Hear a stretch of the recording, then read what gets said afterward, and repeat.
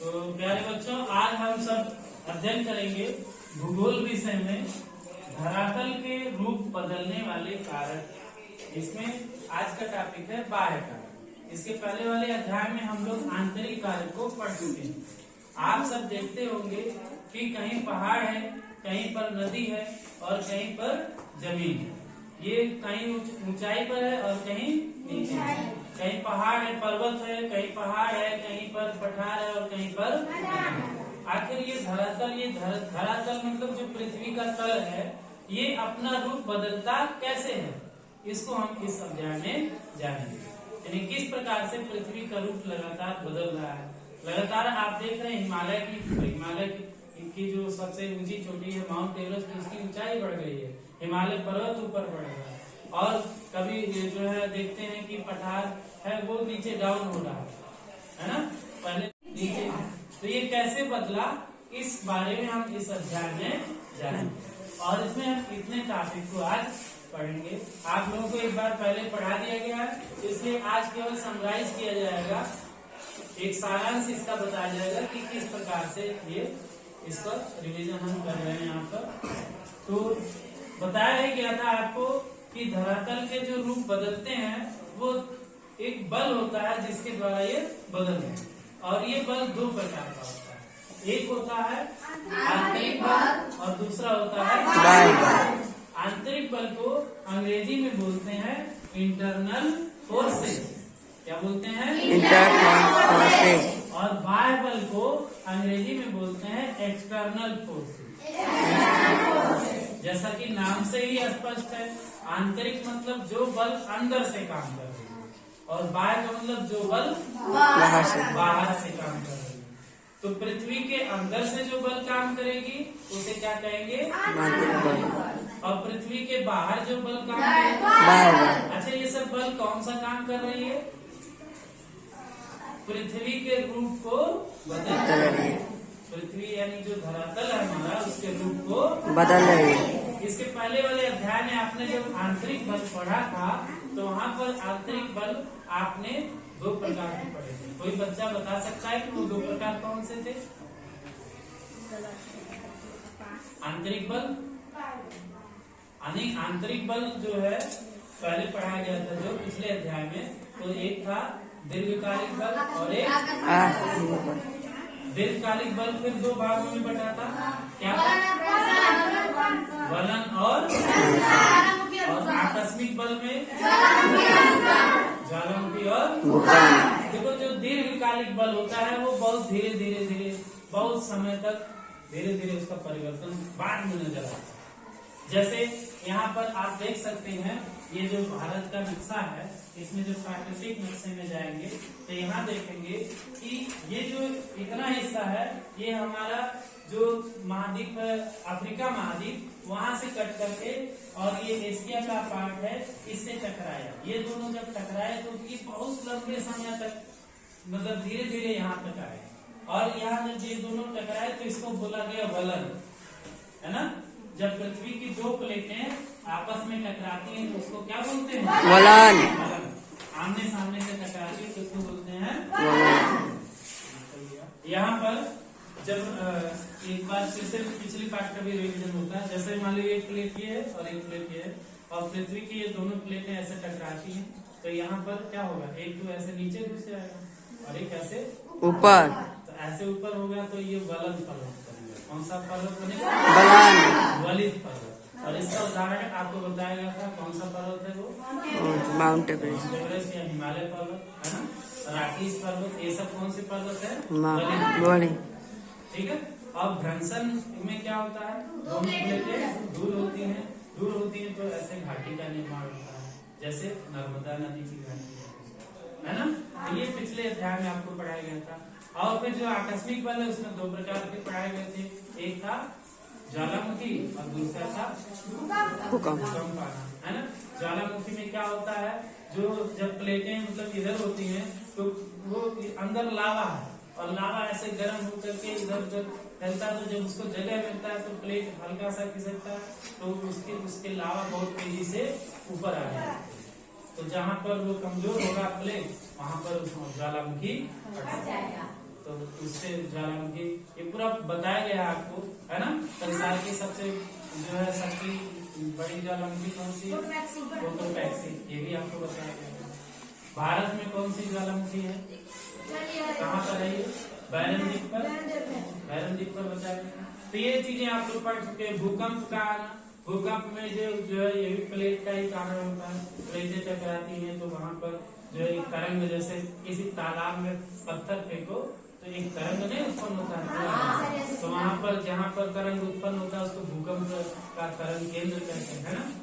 और फिर ये तरंग ऐसे जहाँ जहाँ जाता है वहाँ भूकंप का झटका लगता है। भूकंप को रिक्टर स्केल पर मापा जाता है।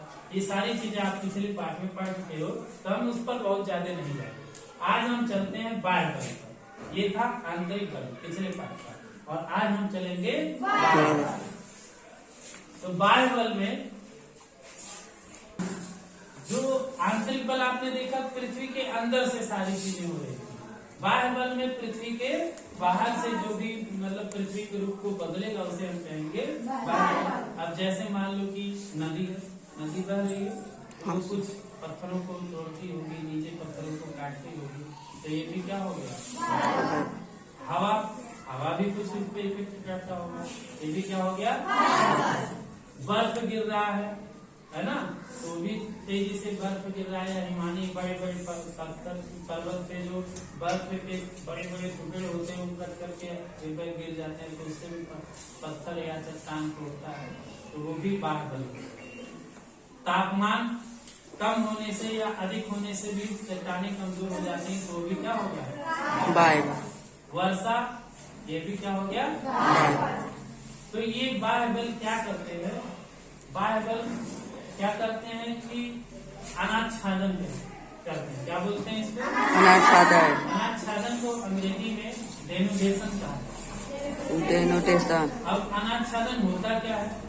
जब हमारे जो पर्वत हैं या पहाड़ है, ये टूटकर छोटे छोटे टुकड़ों में जब टूट जाते हैं किसी बाह्य शक्ति के द्वारा, जैसे प्रवाहित जल हुआ, नदी जिसमें नदी आएगा, और वर्षा हुआ, या फिर बर्फ का गिरना हुआ हवा के द्वारा, ये सब जब टूटते हैं तो टूट करके छोटे छोटे टुकड़ों में बदल जाते हैं, और फिर ये छोटे छोटे टुकड़े एक स्थान से दूसरे स्थान पर इकट्ठे हो जाते हैं। इस पूरी क्रिया को अनाच्छादन क्या बोलते हैं? अनाच्छादन। और इसको अंग्रेजी में क्या बोलेंगे? डेनुडेशन। डेनुडेशन, ठीक है। अब हम आते हैं अपक्षय। अपक्षय, जब मौसम में परिवर्तन हो, ऋतुओं में परिवर्तन हो, या तापमान में परिवर्तन हो, और चट्टानें टूटकर अपने ही स्थान पर रह जाती हैं, तो उसको बोलते हैं अपक्षय। ये जो असल में जो अनाच्छादन है, ये 3 क्रियाओं से मिलकर के बना है। जैसे ए है अपक्षय, और बी होगा अपक्षयदान, और सी होगा निक्षेपण। ये तीनों क्रियाएं मिल करके अनाच्छादन बनाती है। तीनों क्रियाओं का सम्मिलित रूप क्या कहलाता है? तो हम सबसे पहले पढ़ेंगे अपक्षय। चट्टानों का छोटे छोटे टुकड़ों में टूटकर वहीं पर रह जाना क्या होता है? अपक्षय होता है। और अपक्षय 3 प्रकार का होता है। पहला है जैविक अपक्षय, ठीक है। भौतिक अपक्षय को अंग्रेजी में बोलते हैं फिजिकल वेदरिंग। Physical weathering. अब ये होता कैसे है? आपने देखा होगा, अभी जैसे बाहर धूप है ना, तो धूप में क्या होती है? गर्मी होती है। दिन में कैसा होता है मौसम? गर्म। रात में कैसा होता है?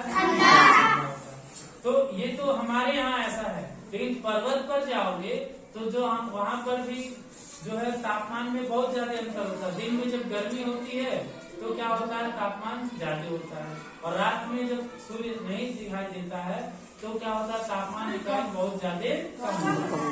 तो इस स्थिति में जो पर्वत होते हैं उसमें क्या होता है कि जब गर्मी होगी तो पर्वत क्या होगा? फैलेगा, और जब ठंडी होगी तो क्या होगा? सिकुड़ जाएगा। तो ये क्रिया जब लगातार होती रहती है तो चट्टानें कमजोर पड़ जाती है, और कमजोर होकर के ये टूट जाती है।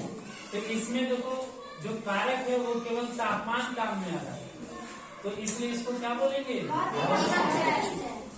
गर्मी और ठंडी ये सब क्या है, भौतिक चीजें हैं, कोई केमिकल इसमें नहीं डाला गया है, नहीं, तो इसलिए इसको क्या बोलेंगे, भौतिक। अगर वर्षा का जल भी मान लो वर्षा के जल से भी टूट रहा है तब भी क्या कहलाएगा, भौतिक। ठीक है। अब रासायनिक कक्षा में हम आते हैं। रासायनिक कक्षा में किसी रसायन के द्वारा पत्थरों को जब तोड़ा जाता है तो उसको बोलते हैं रासायनिक। कैसे होता है, जैसे मान लो बारिश हुई तो चट्टानों में बहुत प्रकार के खनिज पाए जाते हैं, खनिज तत्व होते हैं, जैसे कि आपने देखा होगा चूना, कलीदार चूना जो दीवारी आ रही है, हाँ सर, जब उसको हम पानी में डालते हैं तो क्या होता है, बुलबुला उबलने लगता है, हाँ, और पानी पूरा गर्म हो जाता है। तो ये चट्टानों में पाई जाती है ये चूना, है ना।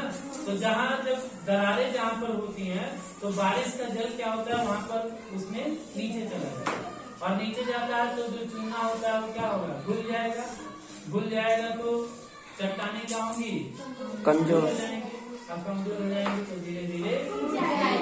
तो यहाँ पर एक रासायनिक क्रिया हो रही है। भले वर्षा जो एक भौतिक चीज है, पानी क्या है, भौतिक चीज है, पानी भी एक मतलब तत्व है, यौगिक है, रासायनिक चीज ही होगा। तो जब पानी से और चूने से क्रिया हो रही है, इसके द्वारा चट्टान जो है अपने स्थान पर, तो इसको बोलेंगे क्या, जब रासायनिक क्रिया के द्वारा चट्टानें टूटती हैं और अपने स्थान पर रह जाती हैं तो इसको बोलेंगे रासायनिक अक्षय। Very good. अब हम आते हैं जैविक अक्षय। पर्वतों पर या पहाड़ों पर तमाम प्रकार के पेड़ पौधे भी पाए जाते हैं। हाँ। पेड़ पौधे कैसे वहाँ पर उग जाते हैं, क्या होता है, जब हवा बहता है तो हवा के द्वारा बीज जाकर के चट्टानों के दरारों में पहुंच जाएगा, या कोई पक्षी है किसी फल का बीज ले गई और उस चट्टान में दरारों में डाल दी। तो इस तरह जब वर्षा होगा तो पानी पर जब उसको मिलेगा, हवा मिलेगा, तो वहाँ पर क्या उगेगा, पौधा धीरे धीरे क्या बनेगा, बनेगा, और वृक्ष की जड़ें पानी की में आएंगी तो क्या होगा, चट्टाने, और धीरे धीरे वो क्या होगी, है ना। तो इसको बोलेंगे क्या, केवल पौधों से ही नहीं, जीव जंतु भी होते हैं। जीव जंतु जब उसमें बहुत सारे पशु चरने जाएंगे तो उनका जो पैर होता है फुट, उससे भी कुछ फूटेगा, है ना। लगातार उसमें चलेंगे तो चट्टाने क्या होंगी, टूटेगा। और बहुत सारे जानवर उसमें बिल बना करके रहते हैं, है ना। तो इससे भी चट्टाने क्या होंगी, कमजोर और टूट जाएंगे। मनुष्य क्या करता है, उसमें खान बनाते हैं, खान में क्या होता है, कोयला निकाला जाता है ना, हाँ। कोयले निकाले जाते हैं, बहुत प्रकार के खनिज खान को खोद करके निकाले जाते हैं। तो खोदोगे जब पहाड़ को तो पहाड़ क्या होगा, कमजोर होगा, और कमजोर होगा तो टूट जाएगा। अगर हमको रास्ता बनाना हो तब भी हम पहाड़ को तोड़ते हैं, है ना। तो ये जैविक यानी जीव जंतुओं के द्वारा, मनुष्यों के द्वारा, पेड़ पौधों के द्वारा जब चट्टानें कमजोर होकर के टूटेंगी तो उसको क्या बोलेंगे, जैविक अक्षय। और इसको अंग्रेजी में बोलते हैं बायोटिक वेदरिंग। क्या बोलेंगे, अब हम आते हैं, ये तो होंगे अक्षय। अक्षय में क्या हुआ, चट्टान टूट करके छोटे छोटे टुकड़े में हुआ और अपने स्थान पर रह गया। अब आएगा अपर्दन। अपर्दन क्या करेगा, चट्टान को बहा करके ले जाएगा। अब अपर्दन करने वाले कारक कौन कौन से हैं, प्रवाहित जल इसका सबसे बड़ा कारक। प्रवाहित जल अर्थात रनिंग वाटर, है ना। प्रवाहित जल मतलब जो नदी का पानी बहता हुआ है ना, एक होता है तालाब का पानी। तालाब का पानी स्थिर रहता है तो इसको हम प्रवाहित जल बोलेंगे, नहीं बोलेंगे। लेकिन जो बहे हमेशा लगातार तेजी से, तेज वेग से, उसको क्या बोलेंगे, जो पर्वत होता है उसमें बर्फ का जमा होता है, बर्फ पिघलता है, फिर ऊंचाई से बहुत सारा जो बर्फ पिघलेगा तो एक नदी का रूप ले लेगा, इतना जगह पहुंच जाता है। और वो पत्थरों पर जब तेजी से बढ़ते हुए आएगा तो क्या होगा, पत्थरों को काटेगा, है ना। काट करके उसके छोटे छोटे टुकड़े, और उस पर लड़ते लड़ते चट्टान पे धीरे धीरे वो और छोटा और छोटा और छोटा होता है। तो वो क्या होगा कि एक स्थान से जो पत्थरों के टुकड़े होंगे और छोटे छोटे होकर के फिर मिट्टी बन जाएंगे, तो एक स्थान से दूसरे स्थान तक चले जाते हैं। तो जब चट्टानों के टुकड़े टूट करके एक स्थान से दूसरे स्थान पर चले जाएं, जैसे वर्षा के जल के द्वारा या नदी के द्वारा या फिर हिमानी के द्वारा, तो इस क्रिया को अपर्दन कहते हैं। क्या बोलेंगे? अपर्दन का एक रूप आप अपने गांव में भी देख सकते हैं। जैसे आपने देखा होगा कि यहाँ पर आपके गांव में जैसे बाढ़ तो आता है, बाढ़ भी आया भी हुआ है। हाँ। तो यहाँ पर ये मिट्टी आ गया। मिट्टी कहाँ से आया? चट्टानों से, क्योंकि ये पानी कहाँ से आ रहा है? मान लो नेपाल की तरफ से पानी आ रहा है, ये आमी नदी बह करके इधर आ रही है, तो क्या होगा? वो अपने साथ कुछ मिट्टी भी लेके आ रही है। हाँ। तो आपके खेतों में वो मिट्टी जमा हो रहा है ना? तो ये अपर्दन ही तो है। ये किसका उदाहरण है? अपर्दन का। पानी मिट्टी वहाँ से चल करके यहाँ तक आए, ये किसका उदाहरण हो गया? एक स्थान से दूसरे स्थान। अब अपर्दन में एक होता है, जैसे मान लो बारिश हुआ तो आप देखोगे खेतों में जो मिट्टी होती है वो बह जाती है। ऊपर की जो मिट्टी होती है क्या होती है? और वो उपजाऊ मिट्टी होती है। उपजाऊ मिट्टी जब बह जाएगी तो क्या होगा? खेत जो है उर्वरा शक्ति उसकी कम हो जाएगी, उसमें उपजाऊ उतना भूमि नहीं होगी, उसमें उतना फसल नहीं होगी। तो जब वर्षा के जल के द्वारा खेतों की जो ऊपरी परत की मिट्टी होती है वह बह जाती है, उपजाऊ मिट्टी बह जाती है, तो इसको बोलते हैं मृदा अपर्दन। Soil erosion. क्या बोलेंगे? Soil erosion. इंग्लिश में सॉइल इरोजन और हिंदी में मृदा अपर्दन। मृदा अपर्दन हमारे लिए लाभदायक है कि नुकसानदायक? नुकसानदायक। क्यों? क्योंकि वो हमारी उपजाऊ मिट्टी को बहा करके तो हमारे खेतों में उतनी जल्दी फसल है ना। अब तो देखिए हम सभी जो है अभी तक मृदा अपर्दन तक पढ़ चुके हैं। अब इसके आगे हम पढ़ते हैं निक्षेपण। क्या होता है? जब अभी हमने इससे पहले बताया अपक्षय, अपर्दन और निक्षेपण, ये तीनों क्रिया मिला करके अनाच्छादन कहलाता है। निक्षेपण में जब जैसे कि नदी का बहाव जब कम हो जाता है, उसका वेग कम हो जाता है, तो जाकर के कहीं पर मलबा उसका एक जगह एकत्रित हो जाता है। ठीक है, तो उस क्रिया को क्या बोलते हैं? यानी कि देखो फिर से एक बार समझो, अपक्षय में क्या है? चट्टानों का अपने ही स्थान पर टूटने की क्रिया को अपर्दन, उस टूटे फूटे हुए चट्टान को एक स्थान से दूसरे स्थान पर ले जाना, और वहाँ पर जाकर के इकट्ठा होना निक्षेपण। ठीक है, जो अपर्दन का परिणाम है वो निक्षेपण होता है। अपर्दन के द्वारा जो ले जाया जाता है माल, उसको क्या बोलते हैं? निक्षेपण। जो भी सामान जाएगा वहाँ पर इकट्ठा होगा, उससे क्या बोलेंगे? निक्षेपण। अब इसके बाद हम जानते हैं कि प्रवाहित जल क्या होता है। इससे पहले भी अभी बताया गया कि रनिंग वाटर, जो बहता हुआ जल है उसको क्या बोलेंगे? प्रवाहित जल। और अंग्रेजी में क्या बोलेंगे? Running water. इसमें देखेंगे जो प्रवाहित जल होता है, ये कुछ चीजें, जैसे नदी बह रही है तो पर्वतों पर इसका वेग बहुत ज्यादा तेज होता है, तो जब नदी बहती है तो नीचे जो उसका तल होता है वो उसको काटती जाती है चट्टानों, और एक वी आकार का शेप बन जाता है। इसको बोलते हैं घाटी। क्या बोलेंगे? घाटी। जब इधर से भी पहाड़ है और इधर से भी पहाड़ है, ऐसे बन जाता है वी आकार का, और नदी इसमें बहती है तो उसको और काटती ही जाती है, तो इसको क्या बोलेंगे? वी आकार की घाटी। क्या होता है कि जब जहाँ पर कभी कभी जो हिमखंड होते हैं, बर्फ के टुकड़े ऐसे टूट करके गिर जाते हैं, तो जो वी आकार की घाटी होती है वो थोड़ी सी ऐसे चौड़ी हो जाती है। उसका ढाल जो ऐसे था वो ऐसे खड़ा ढाल हो और ऐसे यू आकार ले जाता है, यानी और जब गहरा और सकरा हो जाता है, बहुत ज्यादा गहरा हो जाता है वी आकार की घाटी, तो उसको बोलते हैं गाज। गाज।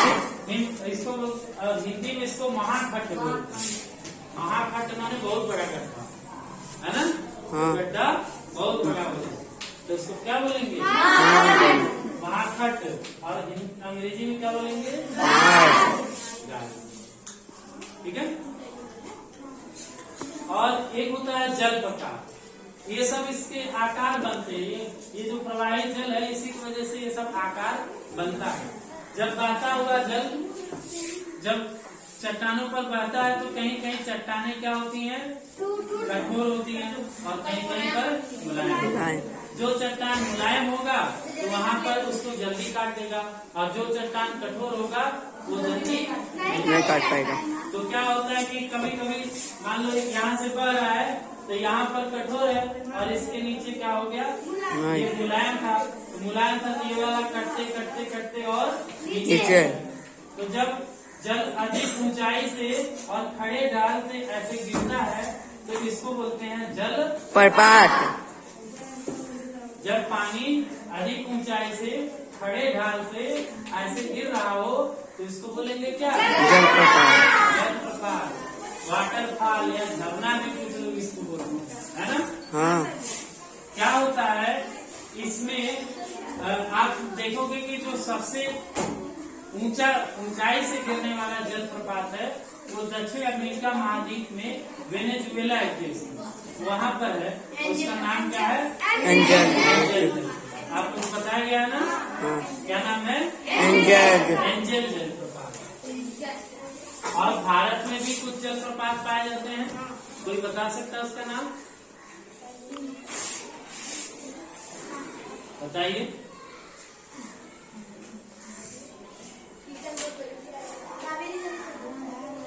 कावेरी नदी पे कौन सा है? हाँ, कपिल धारा है। तो इस प्रकार से भारत जोग है ना? जोग जलप्रपात है। तो आप सभी इसको देख लीजिएगा नक्शे में कि कहाँ पर भारत में जलप्रपात पाया जा रहा है, और कहाँ पर विश्व में जलप्रपात पाया जा रहा है। इसके बाद हम आगे पढ़ते हैं विसर्ग। जानते हैं कि क्या होता है? जब नदी बहते बहते मैदानी भागों में चली जाती है तो मैदानी भागों में चूंकि उसका वेग क्या होगा? कम। वेग कम क्यों हो रहा है? पर्वत पर ऐसे ढाल था इसका तो पानी बहुत तेजी से आएगा, और मैदानी भागों में इस तरह से तो पानी का वेग क्या होगा? धीरे। तो कम होगा तो क्या किया इसको? जब मान लो जहाँ पर एक मजबूत है रास्ता तो यहाँ इसको काट नहीं पाएगा, तो अपना वेग क्या होगा? मोड़ देगा। तो ऐसे टेढ़े में ऐसे ऐसे, है ना? चाक से अगर दिखाएं तो इस तरह से ऐसे नदी का रास्ता जब हो जाए, टेढ़े मेढ़े नदी के रास्ते बन जाए तो इसको क्या बोलेंगे? जल। और इसको अंग्रेजी में बोलते हैं मींडर। क्या बोलते हैं? मींडर। इसके बाद आते हैं डेल्टा। आप जानते हैं कि जो भी नदियां हैं पर्वतों से चलती हुई, पर्वत से चलती हुई उसको काटती हुई फिर मैदानी भागों में आती है। मैदानी भागों से हमारे यहाँ से जो नदी है ये जाती है जाकर के समुद्र में मिलती है। जब समुद्र में मिलने के लिए होती है तो इसका वेग बहुत ही धीमा हो जाता है, बहुत ही धीमा हो जाता है। तो इसका जो इसके साथ जो मलबा बह करके जाता है, तमाम प्रकार के बालू हो गए, कीड़ा करकट हो गया, ये सब बह करके जो जाता है, जो वेग कम होने की वजह से यहाँ पर जा करके ऐसे क्या होगा? ऐसे इकट्ठा हो जाएगा और एक टीला नुमा बन जाएगा, है ना? तो इसको बोलते हैं डेल्टा। क्या बोलते हैं? डेल्टा।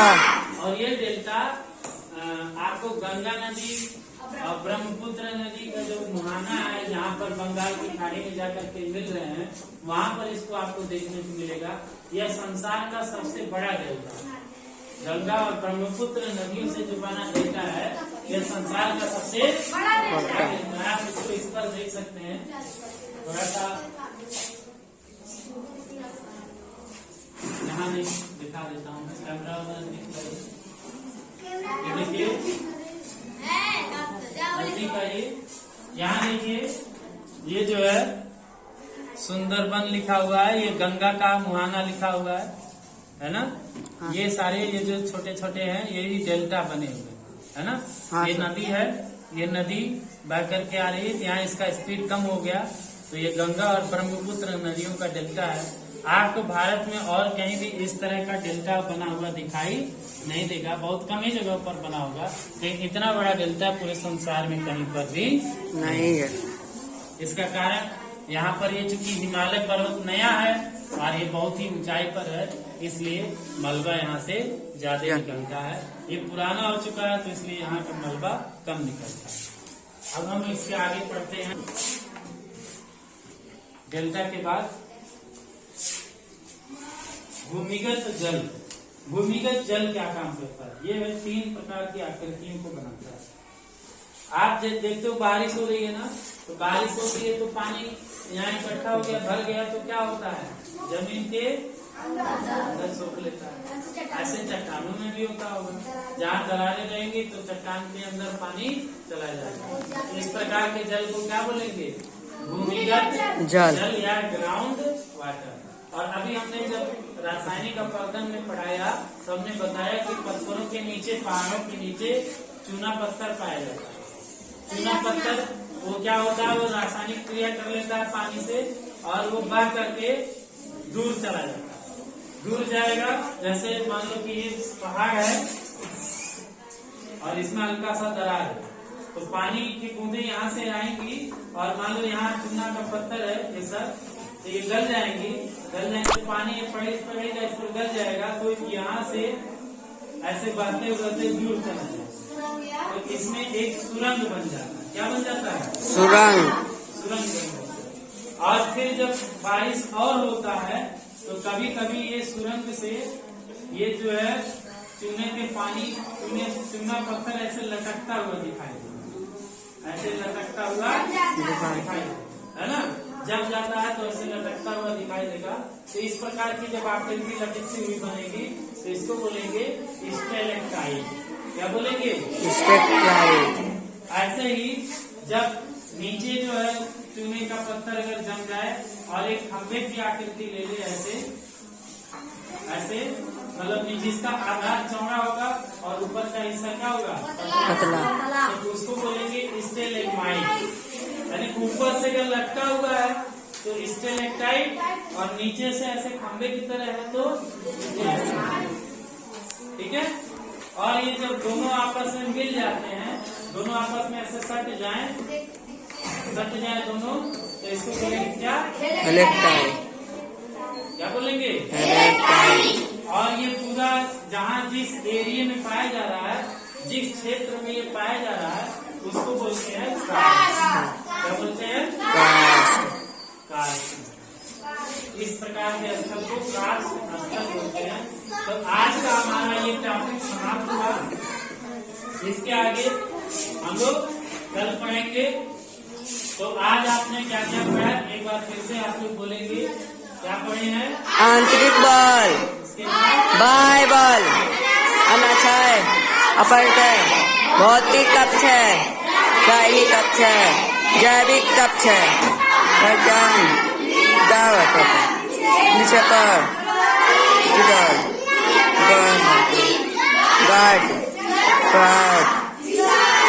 डेल्टा,